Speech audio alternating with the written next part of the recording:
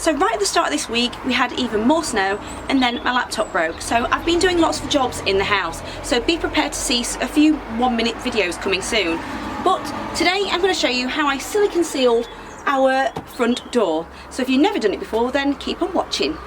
So a couple of months ago when I shared a video on how I did the patio in front of this door, I had a comment from someone who was very observant and noticed that my door needed sealing, and they were right. And it's a job I've been meaning to figure out how to do. So I started by asking all of my followers on Instagram and Facebook to see what you do, because the gap did differ in places. But what really threw me was some people said to use brown silicone. Now I would have thought I'd needed white for this. And a quick call to my dad and he also agreed. But I also wanted to fill up this gap just above the door next to the fascia board. So I measured the length of the top area and worked out that I needed to find some trim that was 32mm wide.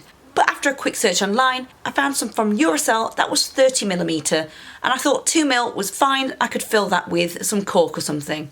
And I measured where I needed to cut it, and a whole 5 metre length cost me £6.34. I just need to figure out how I'm going to use the rest of it. And I cut that down with a handsaw, and for the price this was, it was much less hassle than using a jigsaw on some old fascia board. So before I glued this in place, I made sure it was clean and just went over it with some soapy water. That way it should stick better. But before I actually fixed it into place, I went over the whole door as well with some UPVC solvent cleaner.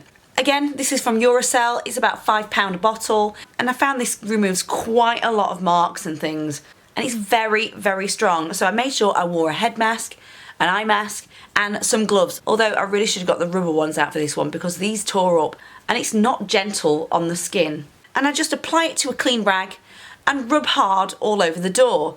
Then before I start gluing anything, I made sure I put masking tape at the top of the door frame and on the fascia board above it. And then I thought, because the gap is quite deep, I went over it first with a grab adhesive. I can't remember what this one's called, so I'll leave a link in the description, but it's not my favourite because it's quite tough to get out of the tube. But considering this is up in the air, it really was instant. I didn't have to hold up the trim with anything to keep it into place while it set, and it happens to be weatherproof as well. And then I just pushed it into place, and having the curved edge to this trim facing me, because nobody could see that if they were stood knocking on my door. And then to remove any excess glue, I just went over with an old rag. And then it was time to peel the masking tape off.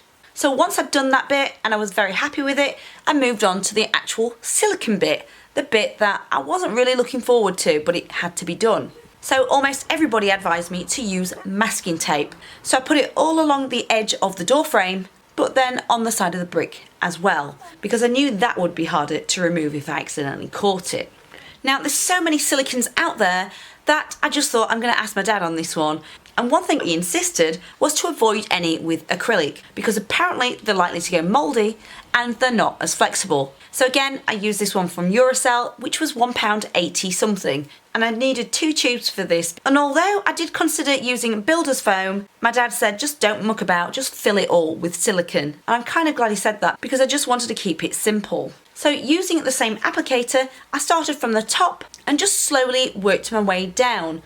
But I tried not to go too heavy-handed because I knew that going over it with a finishing tool would draw any excess down. And I particularly went very lightly next to the doorbell because I knew the finishing tool wouldn't reach into there. So let's talk about the finishing tool. Now this is actually from B&Q, it was about £1.90 odd, but it's not a remover. I do have a Unibond one, but annoyingly can't find it in my shed. So I just went for this really cheap one and used the pointy corner on it and went over that until I got right down to the bottom. And then finally it was time to pull the masking tape away. I got the best result by drawing it down flat, and if I was accidentally clumsy and caught it somewhere else on the door which didn't have masking tape, I just went over it again with that solvent cleaner. Then for the very last thing to do, I masking taped the top part again and went over any of the gaps next to the trim with the same glue earlier. And the reason I left this to the end was because I was originally going to use some white sealant for it, but the tube that I had that was open had gone off and I didn't want to open a new one when this white glue was already there. So I just filled in the gaps and removed any excess with a rag and pulled off the masking tape and just left it to set overnight. So hopefully that's been useful for some of you. If you do anything differently, feel free to comment below. But I'm so glad that I asked some of you on Instagram and Facebook because I never thought anybody would say brown. So I'm very pleased with how it turned out. So yeah, if you like this video, don't forget to give it a thumbs up and subscribe, and hopefully I'll see you in my next one. Thanks for watching. Bye.